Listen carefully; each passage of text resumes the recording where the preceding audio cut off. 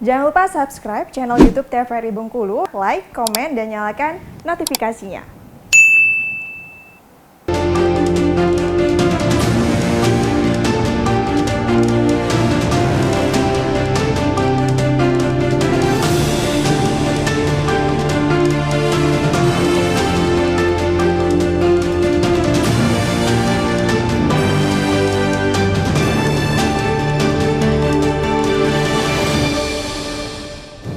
Terima kasih Anda masih bersama kami dalam acara Berendo dengan tema kita yaitu Perpustakaan Jendela Dunia bersama dengan Mbak Mary dan juga Mbak Nani dari Pustakawan Undip dan juga UMB. Nah, tadi kita sudah jelaskan ya kalau misalnya peningkatan minat baca dari mahasiswa sendiri sudah meningkat ya, apalagi sudah ada perpustakaan digital sekarang ya. Nah, tapi kalau misalnya berbicara soal pemanfaatan perpustakaan nih, bukan hanya dari mahasiswanya, tapi apakah ada pemanfaatannya juga bagi mungkin dosennya, terus juga pustakawan dan lain-lainnya? Mungkin boleh dari Mbak Nani terlebih dahulu. Ya. Untuk dosen dan juga pustakawan dan juga pemustaka lain ya. Oh, baik. Jadi adanya perpustakaan itu memang untuk khalayak luas, artinya tidak terbatas ya Mbak ya. Jadi di sini ada potensial user. Potensial user itu artinya semua pemustaka atau semua pengguna yang mempunyai peluang untuk memanfaatkan. Artinya kalau di perpustakaan UNIP itu adalah semua masyarakat yang ingin memanfaatkan layanan di Universitas Bengkulu. Baik itu mahasiswa UMB, mahasiswa DHasen, mahasiswa TMS, mahasiswa Winfas dan lain sebagainya. Kemudian actual user itu adalah pengguna atau pemustaka yang ada di internal Universitas Bengkulu. Jadi secara tidak langsung isi pengguna tersebut sudah tercatat menjadi anggota. Jadi peran perpustakaan adalah kalau di perpustakaan perguruan tinggi itu mendukung Tridharma perguruan tinggi. Jadi fokusnya ke pendidikan, penelitian dan pengabdian. Nah, apakah hanya untuk dosen, kemudian peneliti dan mahasiswa? Tidak. Semua untuk masyarakat secara luas. Di UPT Perpustakaan UNIP itu sekarang ada layanan yang khusus untuk disabilitas. Jadi kita sudah menyiapkan ruangan khusus bagi pemustaka penyandang disabilitas. Di sini menunjukkan itu adalah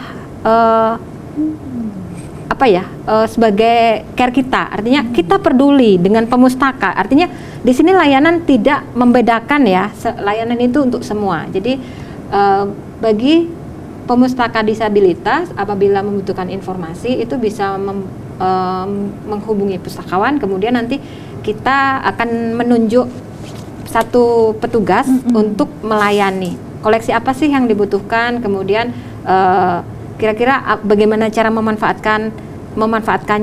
Kemudian layanan ini tidak hanya semacam ini ya, tidak hanya semacam sebuah slogan saja, akan tetapi dalam kemarin beberapa hari yang lalu itu kita sudah mengadakan juga dialog dengan mahasiswa.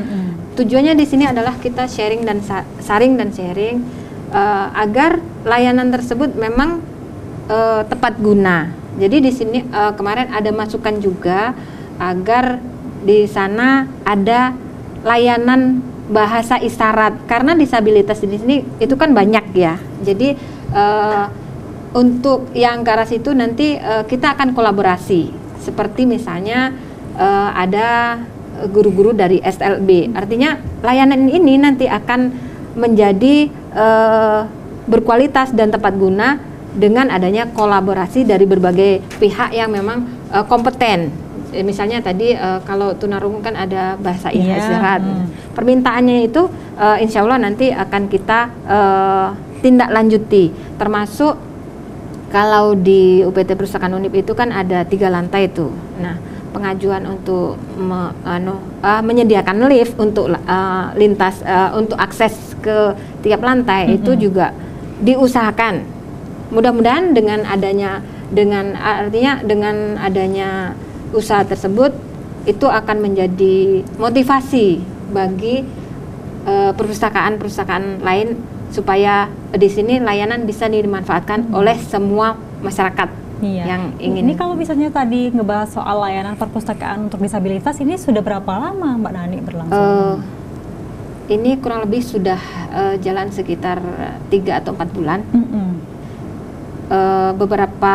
Beberapa ini kemarin sudah ada juga yang memanfaatkan itu, kalau nggak salah dari ini ya, dari MMI.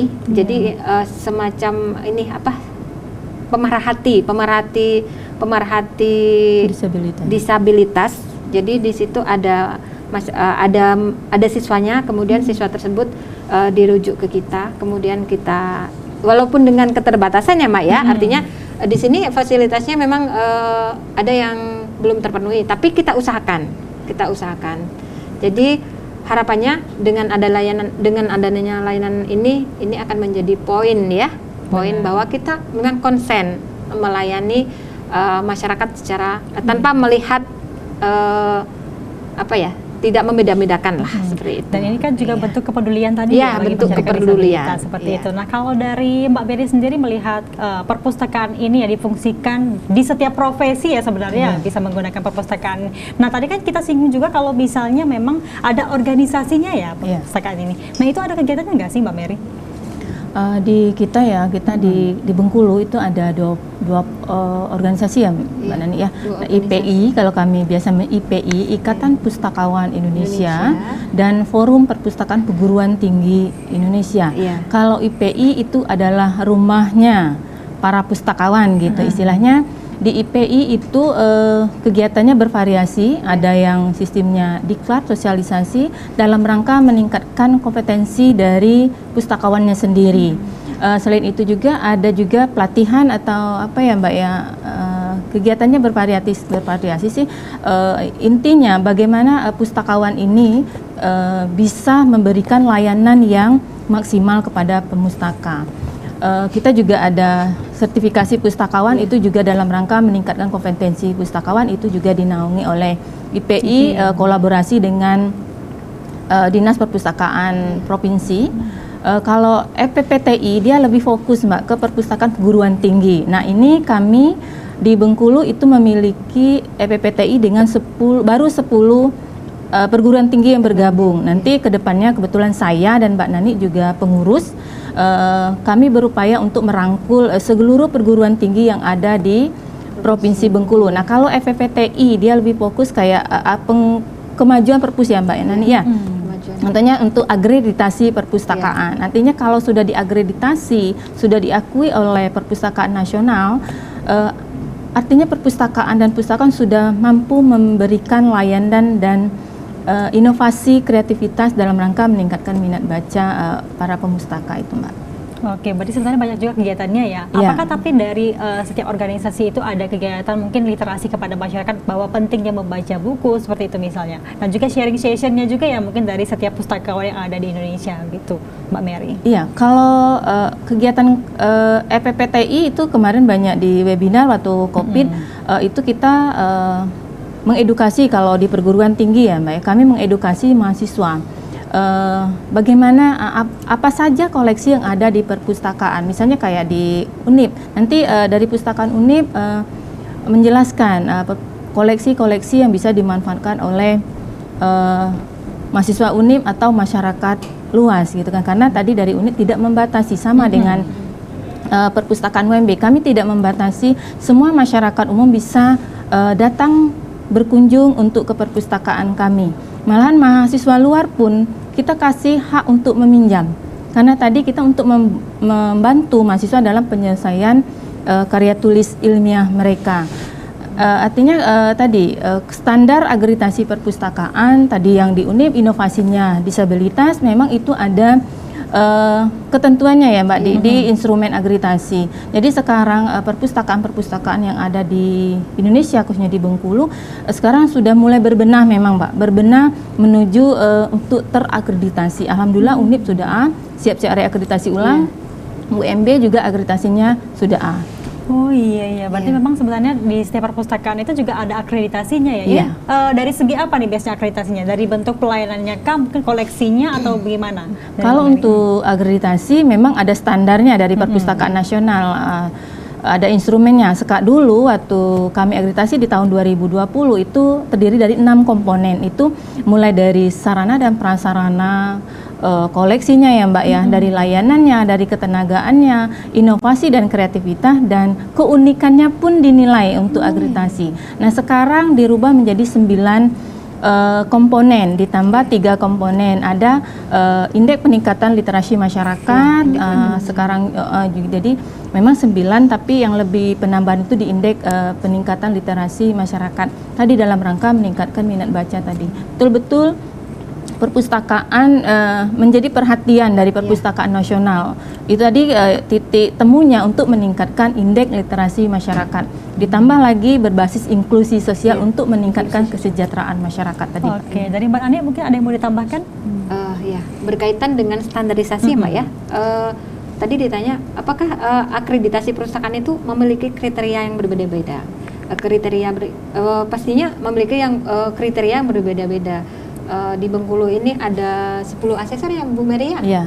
Jadi kita kan di bawah jika ada di ini pustakawan itu diklatnya selalu ke Perpustakaan Nasional Republik Indonesia. Jadi di Provinsi Bengkulu itu ada 10 asesor yang akan mengaksesi, artinya ketuanya ada di perpustakaan daerah. Kemudian masing-masing misalnya akreditasi perpustakaan sekolah itu akan berbeda dengan akreditasi perpustakaan perguruan tinggi. Jadi berbedanya misalnya di aspek komponen koleksi misalnya. Karena kenapa komponen koleksi berbeda dengan perguruan tinggi? Karena kalau di sekolah itu kan pendidikan dasar, itu kan jumlah koleksi itu akan berbeda dengan jumlah yang ada di perguruan tinggi. Kemudian jumlah SDM, jumlah pustakawan, misalnya yang benar-benar jadi fungsional perpustakaan berapa, kemudian jumlah yang tersertifikasi itu berapa. Kenapa harus tersertifikasi? Karena itu tadi Mbak, untuk meningkatkan kualitas. Kalau 2016 kemarin itu jumlah klaster untuk sertifikasi itu jumlahnya baru 6 ya.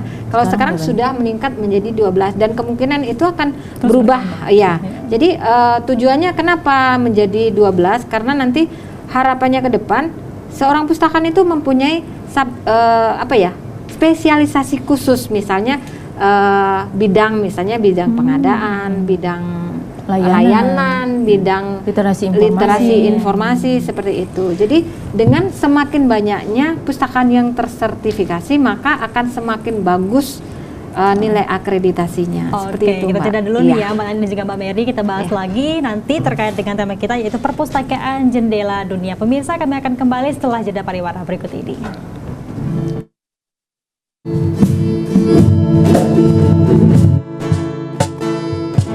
Aku mencintaimu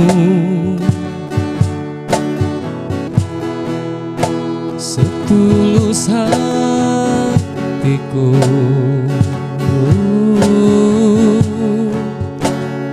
Aku menyayangimu lebih